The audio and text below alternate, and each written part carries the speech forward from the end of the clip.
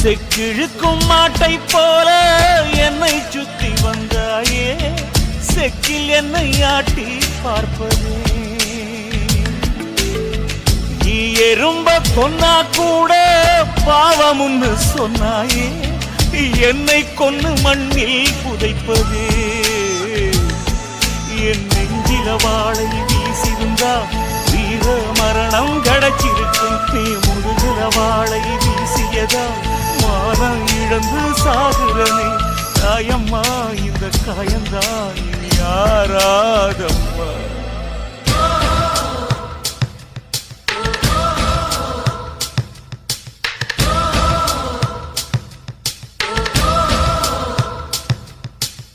ஊரூரா போகிற மேக கூட்டமே,